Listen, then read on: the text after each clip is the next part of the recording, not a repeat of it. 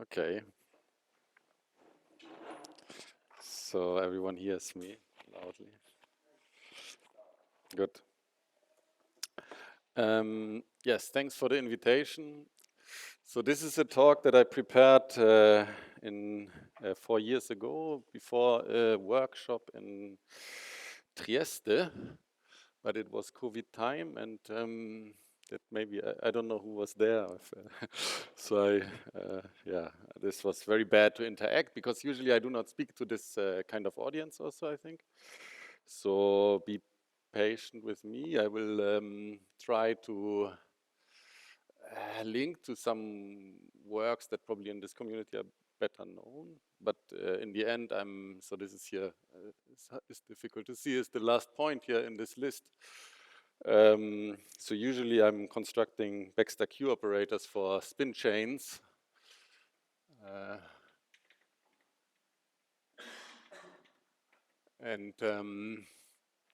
But somehow I work with Vasily Pastun on how to obtain solutions to the Yang-Baxter equations that are relevant for these Baxter Q operators. And this links to this work of his with Nekrasov. And then there was a second one with Shatashvili. And also to this works of Braverman, Finkelberg, and Nakajima. Yeah, so in this I would like to sketch a bit what we did. So please stop me. I will start with the RTT realization of the Yangian. Then I will, so this is GLN. Then I discuss Lux matrices for n equal to 2, so for GL2. These are 2 by 2 matrices, and there are like 3 very famous ones that we know already since 60 years maybe or something. But then I would like to, well, less known is the higher rank case for n arbitrary, which I would like to discuss. And then I will show you how you can construct these Lux matrices systematically from this work of Braverman, Finkelberg, and Nakajima. And then I will mention some problems that are beyond A-type, so A-type, SLN, GLN, and then in the end, maybe if there's some time, I will say why I'm interested in this and how you build Baxter Q operators. Good. So first, the RTT and Yangian of GLN. So this is based on the R matrix.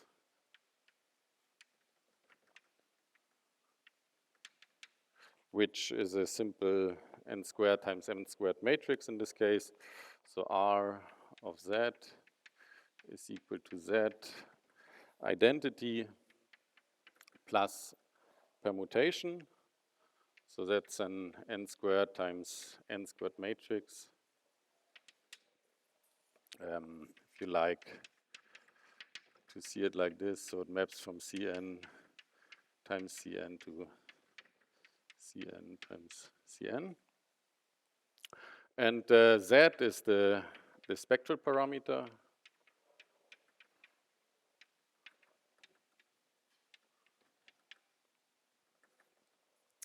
And P is the permutation matrix.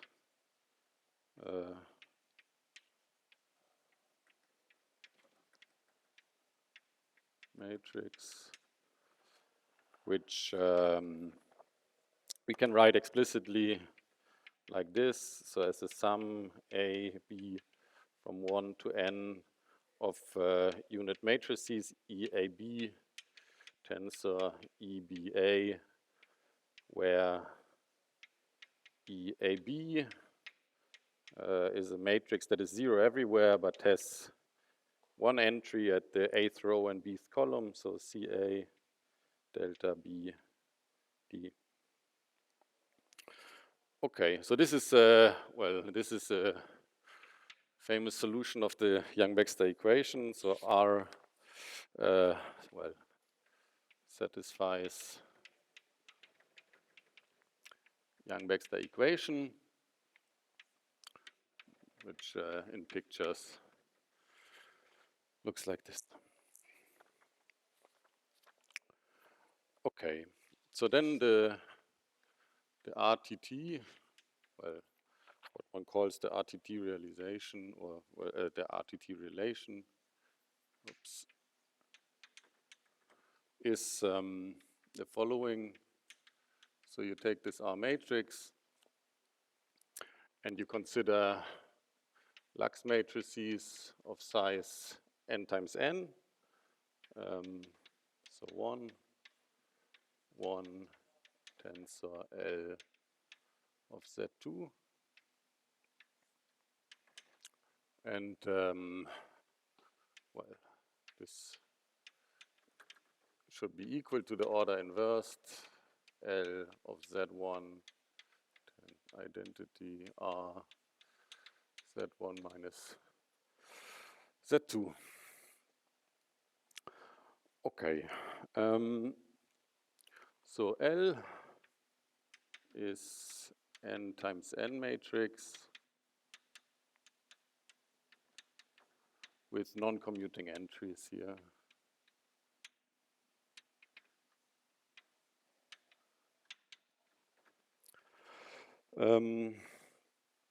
Okay, so and from here one can go to the Yangian algebra, or at least one way of writing it.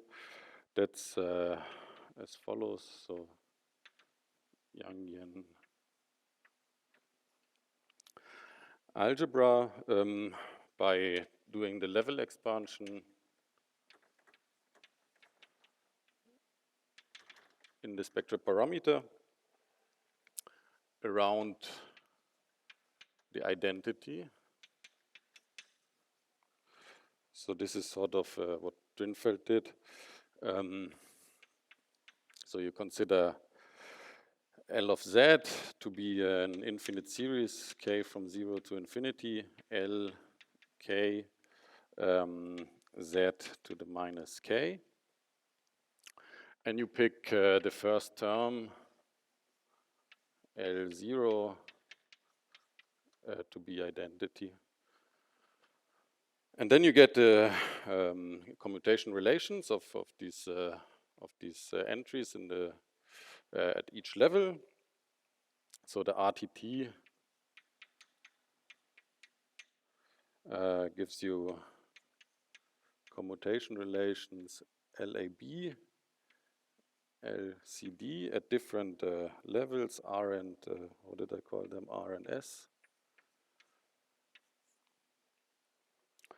And well, so you get the sum k from 1. Here's the minimum of R and S. Well, and then some slightly complicated relations, AD, R plus S minus K, K minus 1 minus LCB, LAD, K minus 1, and here's the R plus S minus K.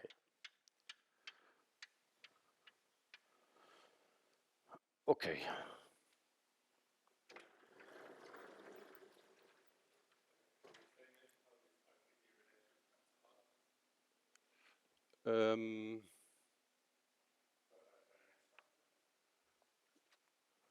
Assumptions on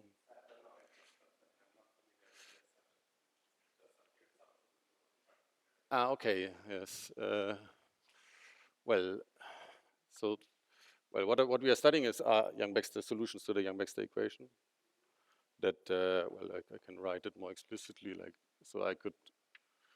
I'm writing this R matrix here, or at least you can show that this R matrix here satisfies. Well, I'm not okay. Satisfies the following equation. So you can identify. Well, first you define R12. So well, Yang-Baxter equation is an equation that acts on 3 spaces now.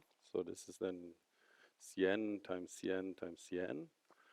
And I define my R12 as R of Z tensor identity in the third space. So now this R matrix acts on, well, this R matrix here acts on 3 spaces, Cn times Cn times Cn. I let it act non-trivially on the first two and trivially on the third one. Then, well, you can verify that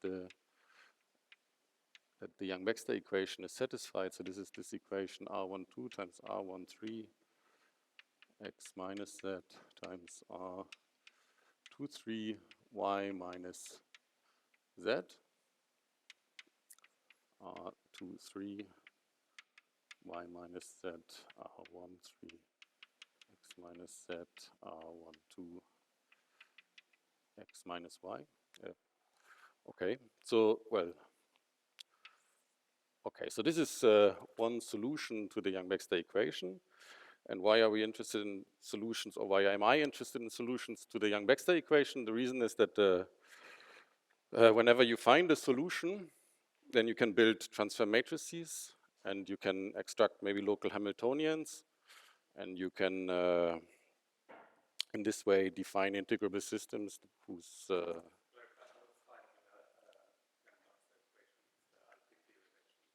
okay, yes, sorry. So RTT, and in the end, the RTT, there's, well, not much new in here.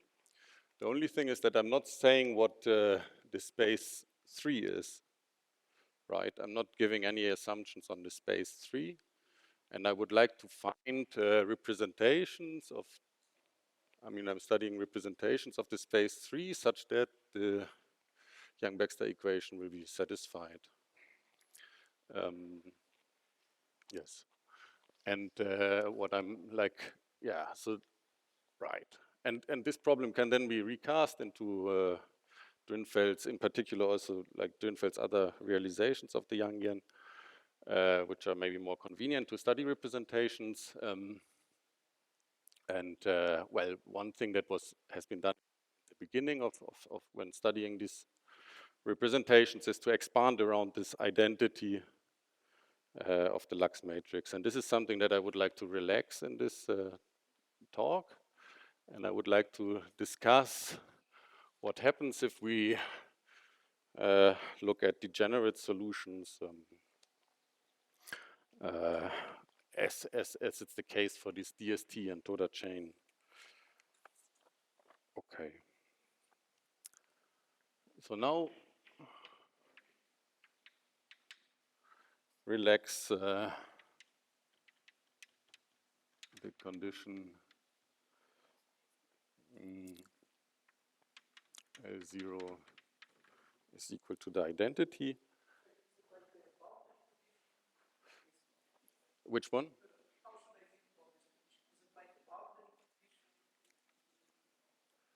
This here? It's maybe more like in Lie algebra if you would like to expand around the identity. So this is, well, so the way you usually, so okay, I think so when Drinfeld derived the second realization, there you expand the R matrix around the identity. So all the second realization, usually the commutators are implying that your Lux matrix here is expanded around identity. So it's not maybe what you're asking for, but I also, yes. Exactly, yes. So this we will see now in an example. So I will now give you examples of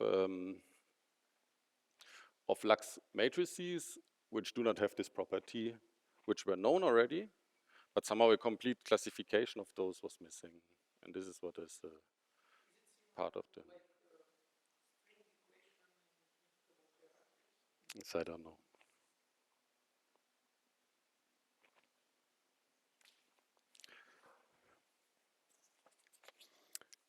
Okay.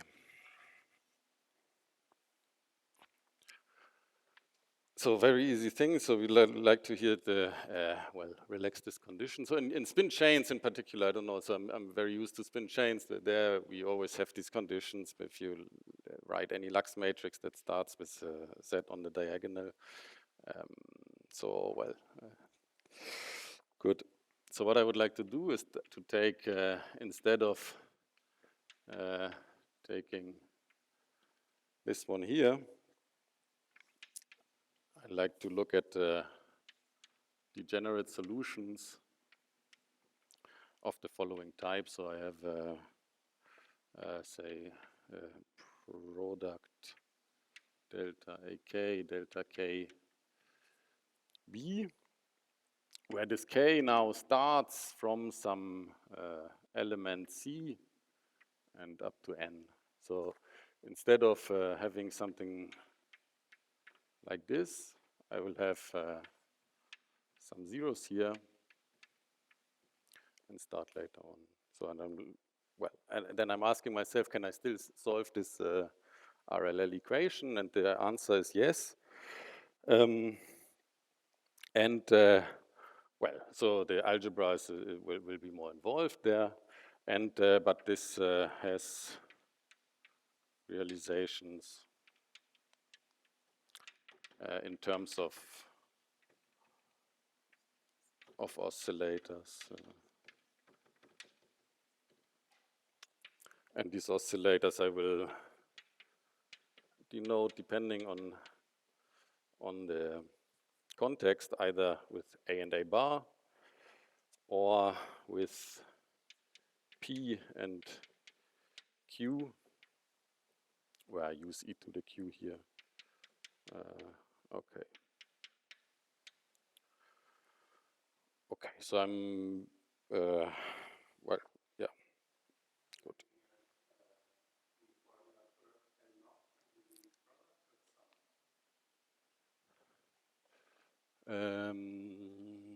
Yes, that's a product. There's some, right?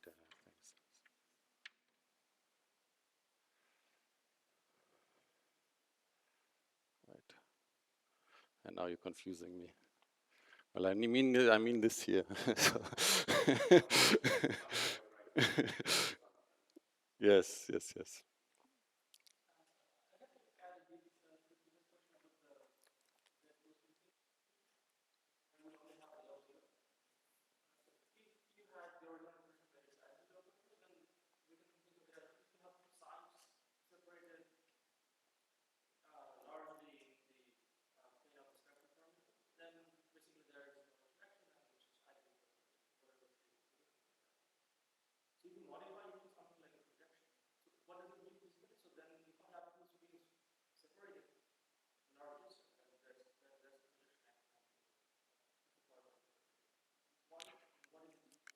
So we will see that this is this sort of like punching holes here into this means like so I will now look at the spin like at the GL2 case, and sending S to infinity will produce these degeneracies.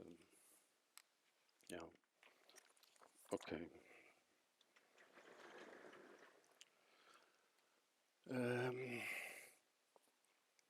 Okay, so examples of GL2. So there's the evaluation map that, yeah, I mean, that's quite a famous solution, I think. So you can take L of Z, you can take equal to Z times identity plus EAB tensor JBA, so A and B from 1 to N, where now these, the only condition that you get on these JBA in order to satisfy the RTT relation, these J's should be generators, or they should satisfy the GLN algebra. So this is called the evaluation map. That's J, A, B, C, D. So this should be J, AD delta BC minus JCB delta AD. Okay, and in this way you can, well, this is usually what in spin chains, you can build already a lot of transfer matrices from these guys by picking your auxiliary and quantum space accordingly, and then you, well, can study those already. Right. So now how do we punch these holes into the identity? For this I will now go to this oscillator realization.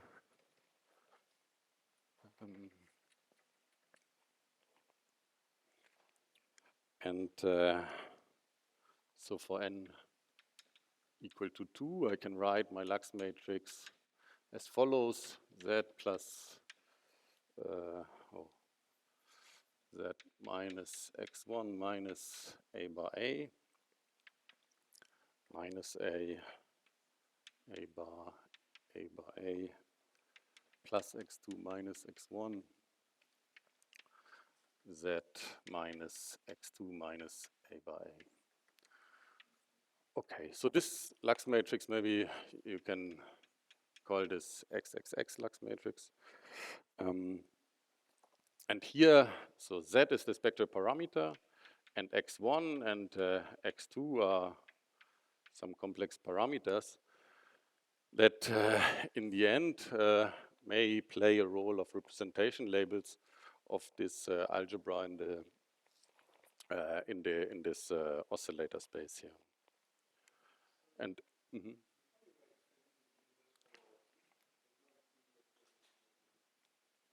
I didn't hear, sorry. Yes, so yeah, I'm just rescaling this. Yeah. So yeah, it's somehow more convenient sometimes to.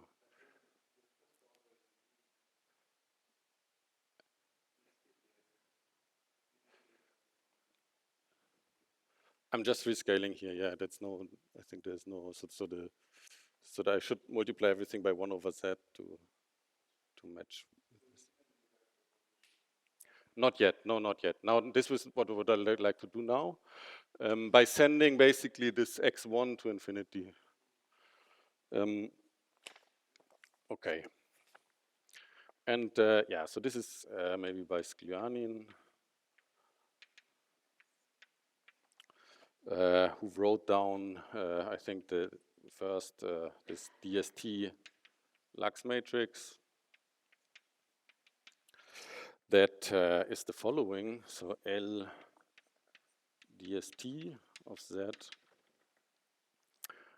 that's 1 minus a bar Z minus x2 a bar a. And this can be obtained from the upper solution by taking the limit of x1 to infinity and taking this Lxxx and multiplying it from the right by the inverse of x1, 1, and 0. Okay, so, well, this is one of these solutions now that, if I now multiply with 1 over z, then this will have this structure here in the first term. And why is this a solution? So this is not completely obvious that that this doesn't spoil your property of the RTT relation, but one can check that this this diagonal matrix here is a trivial solution.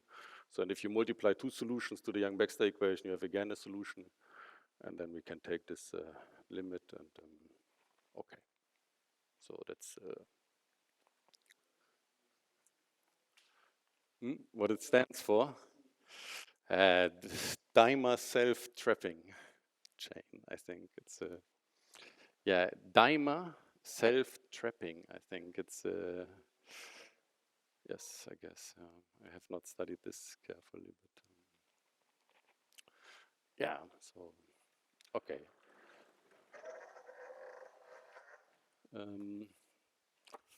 Maybe this I can keep.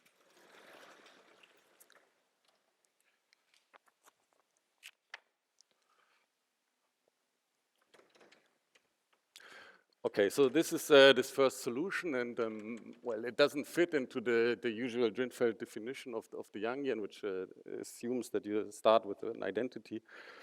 Well, these kind of solutions, they are actually then related to what is called the shifted Yangian, which, okay, I will not go into details here. But let me show you also the Toda chain, the Lux matrix of the Toda chain.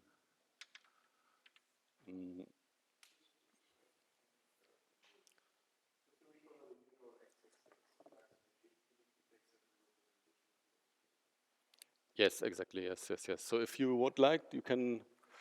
Yes. So okay, this is like a Wemmer module representation now. So maybe so if you, yeah, so you have a highest weight state where this generator, which would be S minus, annihilates the state, and then you can create your module with a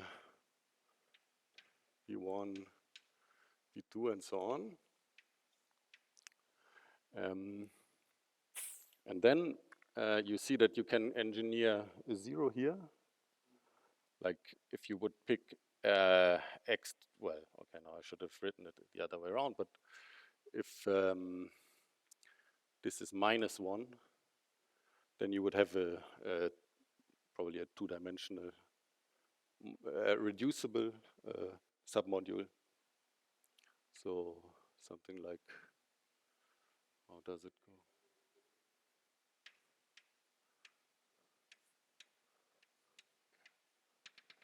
So this will be your XXX two-dimensional subrepresentation.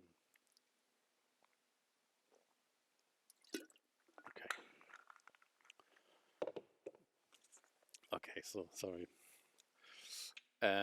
So L Toda of that is the following guy, so it's 0, and here that's why I had to introduce also these other oscillators Q and P, because I didn't want to use the same notation when exponentiating oscillators, Z minus P. So this is the Toda Lux matrix, and the algebra I was writing before was this P e to the plus minus Q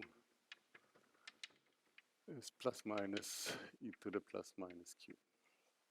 Okay. And well, this you can also obtain now from taking another limit of dst by sending this x2 to infinity. And that's a bit more tricky. So what one has to do is a change of coordinates here, or change of oscillator. So you take A to be e to the minus q, and you take A bar to be p minus x2 e to the q. And if you insert this, well, this realization of the oscillators here, then you can send x2 to infinity, and you end up here. Okay. So somehow, okay. This is now x2. So I'm sending the x2 to infinity now. So this one here drops, I think, when you plug this in. And maybe I have to multiply one of these factors. Okay. So now we come to a more general picture of this, which, okay, is still maybe from these three, well, okay. So let's label solutions by two partitions.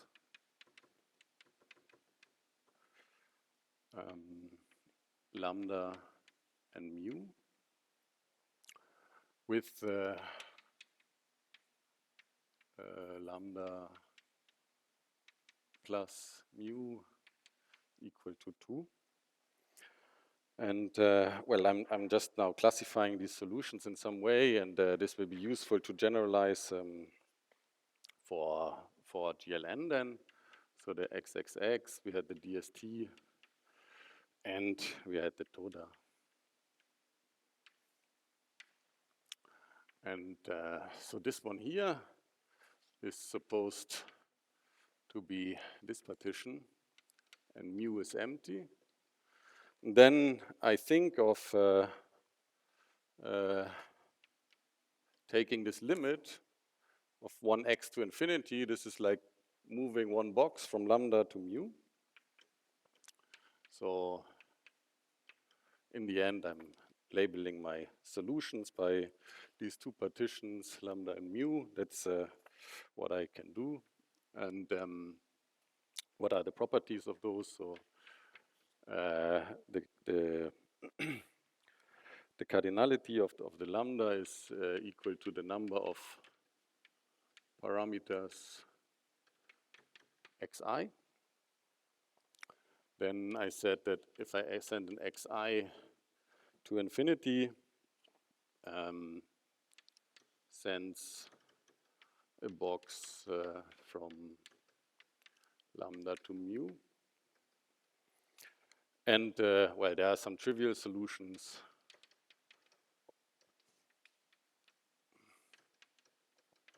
Which I didn't write here, so okay, that's something like this.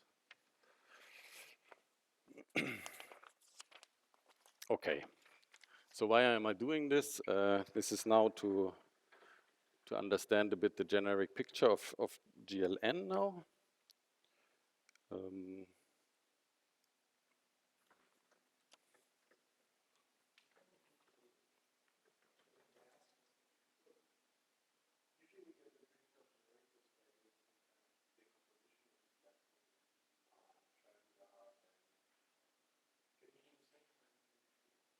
If I can give the, yes, this is, yeah.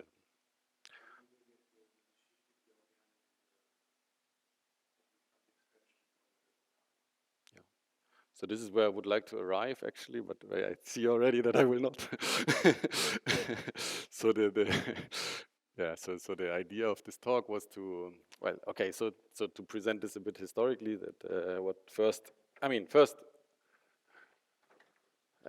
we constructed all these solutions by brute force, let's say, or you can try to study this RLL and you sit down and you find all these solutions, which I wanted to present now and will present now. But then there's the more systematic way to take so these generators of Drinfeld second of the shifted Yangian from BFN and insert this into the Gauss decomposition of the Lux matrices, and then you produce all these Lux matrices. Yeah, that was the punchline of the talk, but that's okay. Okay.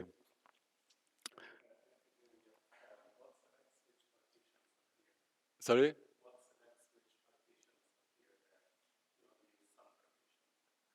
Yeah, well, okay. So yes, exactly. No, so, well, this is just a way of classifying my solutions. This is what I'm suggesting here, and maybe some other people have more insights in how these appear. But it's convenient for me because I would like to now study GLN without writing down explicitly all these solutions. And I will just label my solutions by two partitions with this. Actually, with this property here, I'm not sure how much many others can appear.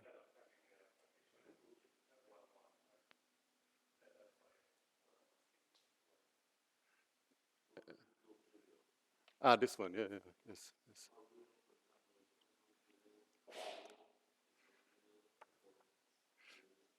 Yeah, the column will be always trivial, yeah. Because, yeah, so. How? Well,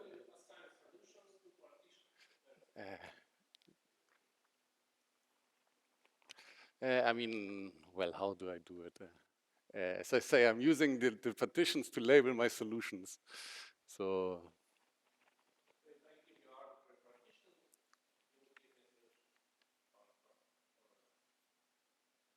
yes, and at least under if you have this condition here, yes.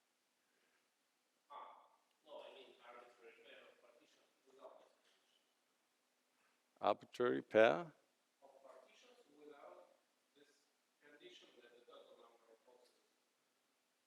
Two. Then one has to think a bit more carefully.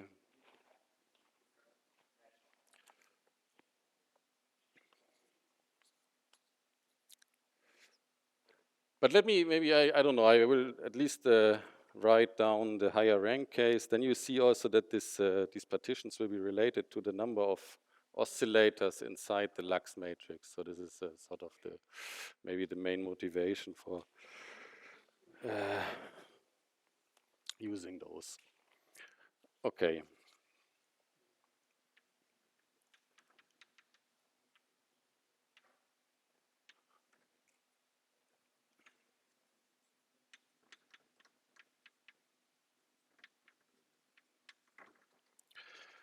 Good. So this is now about the linear solutions of GLN that are now labeled by lambda and mu with lambda plus mu equal to n. Sorry? Linear in the spectral parameter. Yes, yes, yes. Yes. Okay.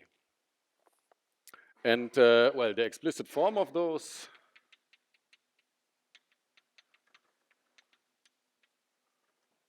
is the following. So L lambda mu of Z, that will be Z. Then I have a bunch of zeros, and then some ones. So this will be mu1 transpose zeros. So this is the first term, this degenerate term, plus L lambda mu 1, where here now all the oscillators will be in this part. Okay, so what are the properties of these guys now? So first, okay, this thing is independent of the spectral parameter. So properties of L1 lambda mu, independent of Z. Then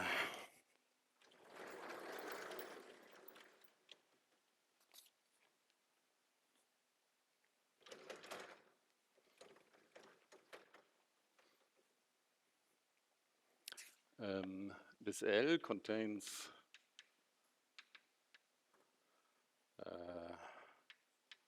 1/2 times n squared sum I from 1 to lambda 1, lambda I transposed square,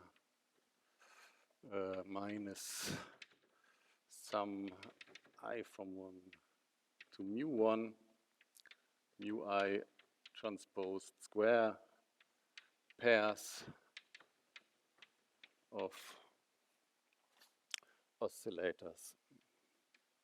So here maybe, I mean, this is not an answer to your question, but it's at least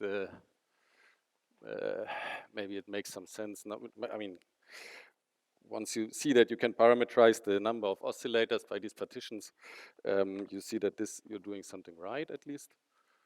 And then, so this depends on, so lambda 1 is the number of parameters. parameters xi and such that the quantum determinant of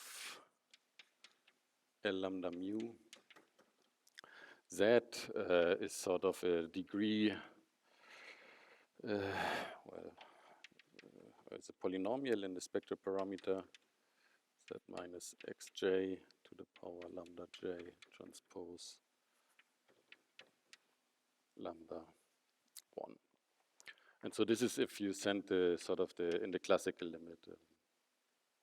Else this is a bit more tricky, this relation of the quantum determinant. Yes.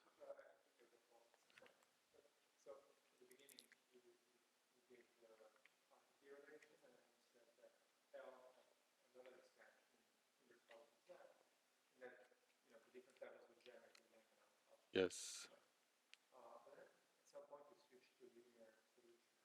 Yes, but this is just a rescaling of so I should multiply every solution that I'm writing by 1 over z.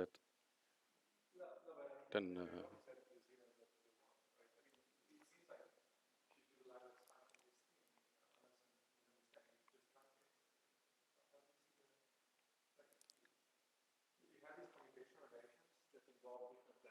yes. Yes. So what people, yes, here you just have one level or two levels if you want, 1 or 2, right? And this is always the case in the evaluation map. Like that's the nice thing, I guess. And then if I take degenerations of those, this will also truncate.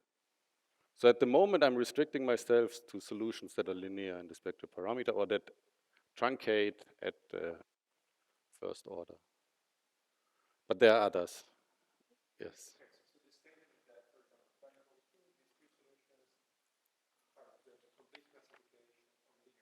Yes.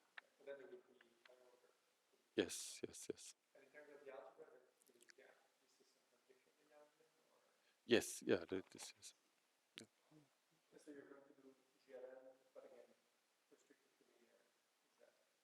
Here in this case, this is linear in Z.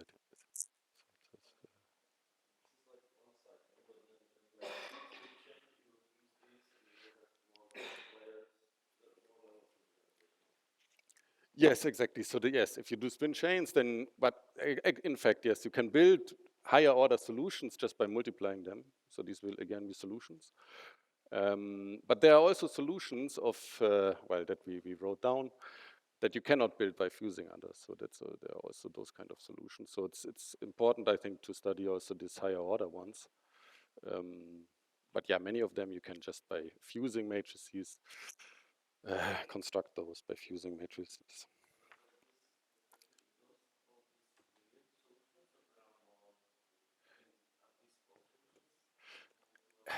At least to my knowledge, I would say these are all solutions that are linear in the spectral parameter, yes. Yes, they are all of this type of, now that they are like written in terms of these oscillator. Yeah.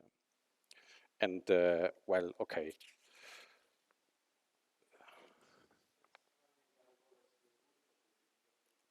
What is the rule of?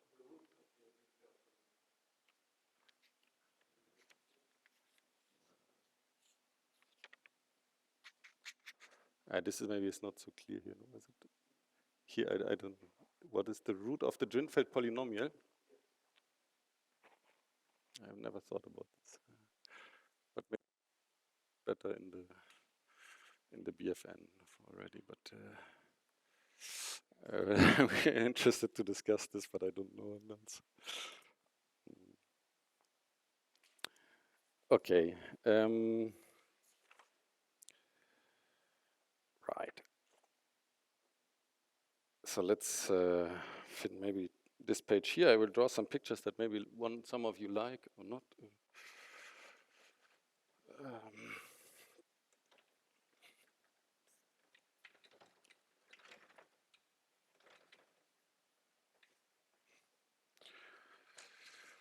Okay, so then the first thing that one might check here is that this is an integrable system. So you can now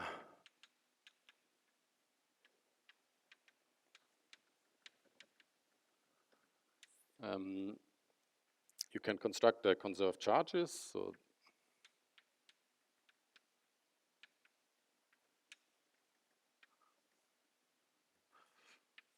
from the spectral determinant,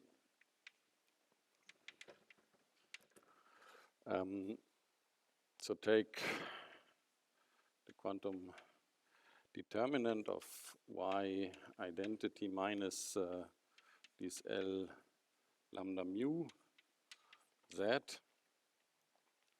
and this you expand in powers of this polynomial and z and y. So this expansion looks something like this: k 0 to a j. So I'll tell you in a second what these aj's are. Then you have hkj, so lambda mu zk y j, where the aj is sum L from 1 to j lambda L plus mu L minus 1. Okay, so and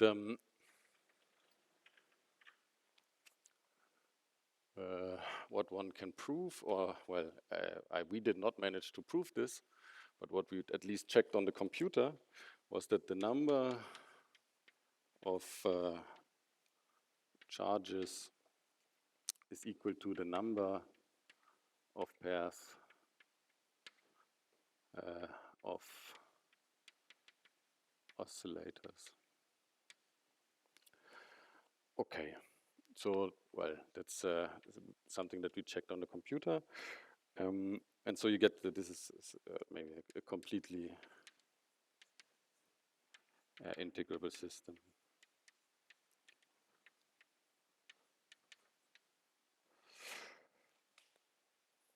Okay.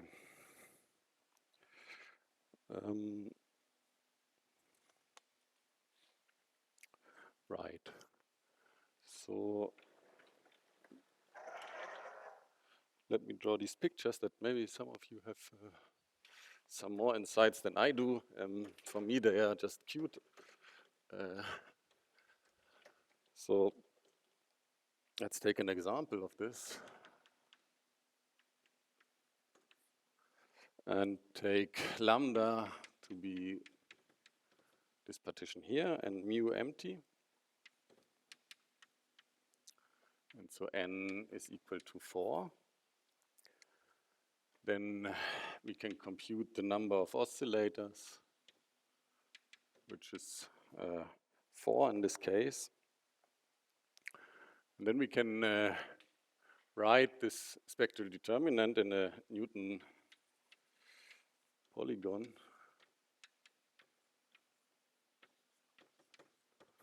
So, which is basically this one here. So you do the expansion in Z and Y, J.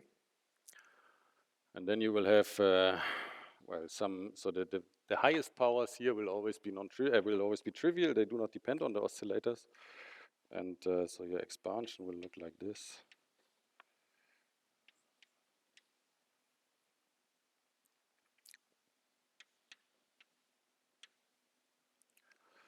Okay. So you indeed find 4 non-trivial charges that you have to show also that they are linearly independent, which, okay, is on a computer is not so easy. And right, so for this one here, you can also associate a quiver diagram. So that's what I said, like the highest powers here in the expansion, they are just proportional to the identity, they are trivial. So so the x's are the non-trivial charges.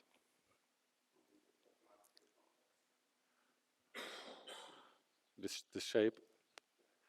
It seems like.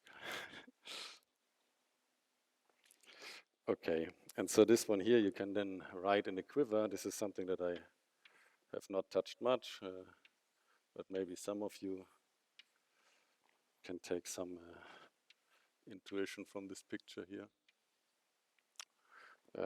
Where here now, this is the change in the slope, like.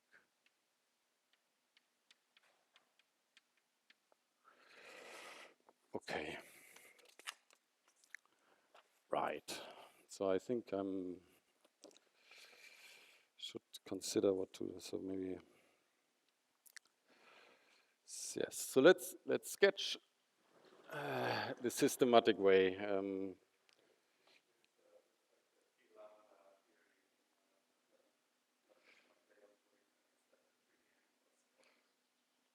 As I said, I'm not, yeah, I'd like to learn more, but I'm outside this.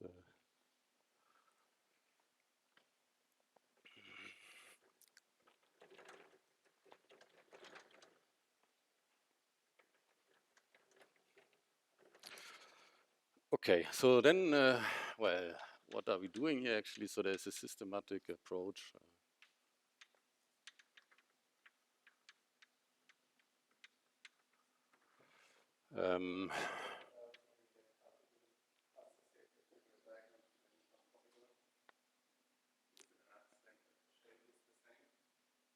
The shape is, yeah, that's an accident, yes. Well, so you write a line, and you write how many charges you have at each of these points, and then you put the change of the slope.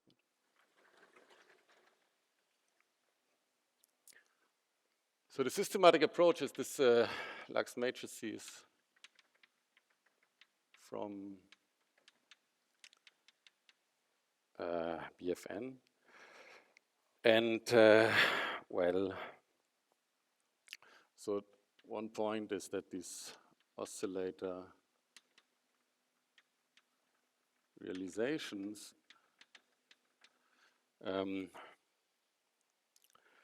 that we are studying here, they were obtained in BFN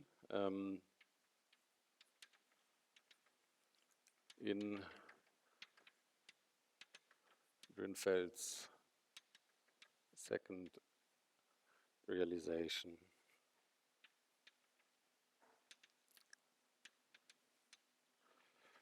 Okay. And there was other work by Gerasimov, Garchev, Lebedev, Obletsyn, and Kamnitzer, Webster-Wiekes, and Jacobi. And then the idea is to reconstruct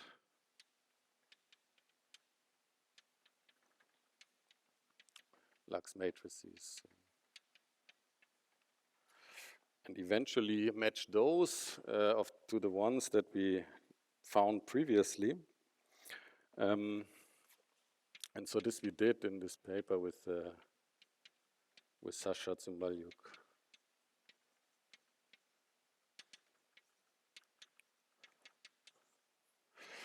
Okay, and the strategy is as already anticipated. So you write the Lax matrices in a Gauss decomposition, and well, this is an upper triangular, this is a diagonal, this is a lower triangular. Then you write in everything in terms of simple root generators, and this is what BFN is giving you. So you package everything you need to somehow package everything here, and you multiply, and you, in the end up with some Lax matrices, which we wrote down for the explicitly at least. So we arrived then at the explicit for linear in Z, and for, well, okay, so this is not restricted only to the linear solutions now. We can also get higher orders of Z. And but here we are explicit in E, F, and G. So this you can write in closed form. Okay.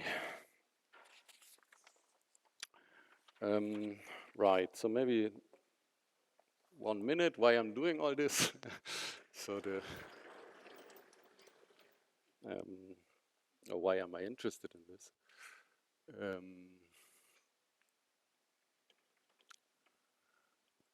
So if you take these solutions that we discussed here, and maybe not all of them, but many of those, so in particular you can take the DST lux, and you can build monodromies, M of Z, with the auxiliary space in these oscillators, and you take the quantum space to be this 2 by 2 space. And what this monodromy gives you is, well, if you trace it, then you obtain Baxter Q operator for the XXX spin chain. So Baxter Q operator for XXX. So this is obtained as the trace over these oscillators of M of Z. And so by construction, this then will commute with the transfer matrix, T of Z, Q of X is 0. And like the Baxter polynomial, like the eigenvalues of this operator, so Baxter Q polynomial, so the eigenvalues will be some, it will be polynomials with zeros at the beta roots, so I from 1 to some m, which is the Magnon number, the number of excitations in your chain, and so these are the beta roots. Okay. Right, well, this BFN somehow provides you with a systematic approach to construct Lux matrices that I'm interested in to construct these Q operators. So sorry for the chaos. I tried to relate with something that I didn't know so well, so yeah, I hope I had an impression.